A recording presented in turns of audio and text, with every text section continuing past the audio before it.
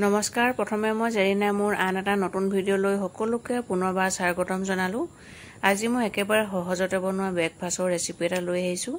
এই ৰেচিপিটো আপোনালোকে ব্ৰেকফাষ্টতো খাব পাৰে, নহলে সন্ধিয়া চাহ কাপৰ লগতো খাব পাৰে বা সৰু সৰু ল'ৰা ছোৱালীক স্কুললৈ টিফিনত দি পঠিয়াব পাৰে। বহুত টেষ্টি হয় খাবলৈ। আহক তেনেহলে বেছি দেৰি নকৰো, ভিডিঅ'টো আৰম্ভ কৰো। ইয়াৰ বাবে মই চাহ খোৱা কাপেৰে 2 কাপ চাউল 2 ঘণ্টামানৰ কাৰণে তিয়াই থৈছিলো।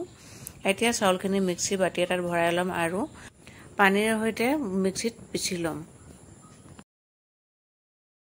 ভিডিঅ'টো যদি চাই ভাল পায় তেনেহলে আশা কৰিছো এনেকৈ যদি আপোনালোকে ব্ৰেকফাষ্ট বনোৱা নাই এবাৰ নিশ্চয় ট্ৰাই কৰিব আৰু বনাই খাই কেনেকুৱা পালে মোক কমেন্ট কৰি জনাবলৈ নাপাহৰিব। এয়া চাওক, পানীৰ সৈতে মই মিক্সিত বাটিটোত পিছি আনিলো আৰু এয়া এটা ডাঙৰ বাটিলৈ উলিয়াই লৈছো। মই যেহেতু 2 কাপ চাউলৰ পিঠাগুৰি খুন্দি লৈছিলো, সেয়েহে সেই একেটা কাপেৰে 1 কাপ সুজি দিছো। অৰ্থাৎ 2 কাপ পিঠাগুৰি দিলে 1 কাপ সুজি দিব লাগে আৰু 2 চামুচ চেনি দিম। আপোনালোকে চেনি হলনি নিমখো দিব পাৰে বা গুড়ো দিব পাৰে। যদি গুড় দিয়ে সৰু সৰুকৈ কাটি দিব। আৰু এয়া আধা কাপ শুকান নাৰিকলৰ গুড়ি দিছো আৰু ভালকৈ এইখিনি মিক্স কৰি লম। মই ভালকৈ মিক্স কৰি ললো আৰু এয়া চাওক বেছি ডাঠ হৈ আছে আৰু এতিয়া মই ইয়াতে 1 কাপ গৰু গাখীৰ দিছো। আপোনালোকে গাখীৰৰ হলনি পানীও দিব পাৰে, কিন্তু গাখীৰ দিলে ৰেচিপিটো খাবলৈ বহুত বেছিকৈ ভাল লাগে, সেয়েহে মই গাখীৰ দিছো। আপোনালোকে যিকোনো গাখীৰ দিব পাৰে, আমুল তাজাও ব্যৱহাৰ কৰিব পাৰে যদি ঘৰত গৰু গাখীৰ নাথাকে। মোৰ ঘৰত গৰু গাখীৰ আছিল বাবে মই গৰু গাখীৰ দিলো আৰু এইখিনি আধা ঘণ্টাৰ কাৰণে ৰেষ্ট কৰিব দিম। আধা ঘণ্টাৰ পাছত ঢাকোনখন দাঙি চাইছো, আকৌ ভালকৈ লৰাই দিছো। চাওক এয়া বেটাৰটো এনেকুৱাই হ'ব লাগে, বেছি ডাঠো হ'ব নালাগে। এতিয়া সৰু চামুচেৰে আধা চামুচ বেকিং পাউডাৰ দিছো আৰু এচুকুটমান বেকিং সোডা দিছো। বেকিং পাউডাৰ দিলে পিঠাটো ফুলি আহিব আৰু বেকিং সোডা দিলে পিঠাটো ফসফসিয়া কৰিব। এতিয়া সকলোখিনি ভালকৈ মিক্স কৰি লৈছো। আপোনালোকেও এনেকৈ ভালকৈ মিক্স কৰি ল'ব।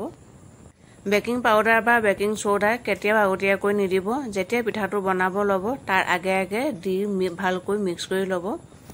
এতিয়া এটা কেক টিন লৈছো আৰু কেক টিনটোত অলপমান ঘিউ ঘঁহি লৈছো। আপোনালোকে ঘিউ হলনি ৰিফাইন তেলো ব্যৱহাৰ কৰিব পাৰে, কিন্তু ঘিউ ঘঁহিলে পিঠাটোৰ গোন্ধটো বেছি ধুনীয়া লাগে, সেইবাবে মই ঘিউ ঘঁহি লৈছো। আৰু এয়া গেছৰ ওপৰত 10 মিনিটমানৰ কাৰণে লো ফ্লেমত পানীখিনি উতলিবলৈ দিছিলো আৰু এডাল ষ্টেণ্ড ওলোটাকৈ পাতি সাৱধানে কেক টিনটো বহাই দিছো আৰু ঢাকোনখন লগাই এইখিনি 10 মিনিটমানৰ কাৰণে সিজিবলৈ দিম। সম্পূৰ্ণ 10 মিনিটৰ পাছত এয়া চাওক ঢাকোনখন দাঙি চাইছো, বহুত ধুনীয়াকৈ পিঠাটো সিজি আহিছে। সাইডটো লাহে লাহে অলপ অলপকৈ এৰাই আহিছে। কেক চেক কৰা নিচিনাকৈ এডাল হলাৰে মই চেক কৰি চাইছো। দেখিছেনে কেঁচা বেটাৰ অলপো লাগি অহা নাই, মানে আমাৰ পিঠাটো সিজি গৈছে। এতিয়া মই গেছৰ চুইচটো অফ কৰি দিম আৰু ঠাণ্ডা হ'বৰ বাবে নমাই ল'ম। এয়া ঠাণ্ডা হ'ল, দেখিছেনে হাতত অলপো কেঁচা বেটাৰ লাগি অহা নাই, বহুত ধুনীয়াকৈ ফুলিও আহিলে, ধুনীয়াকৈ সিজিও গ'ল।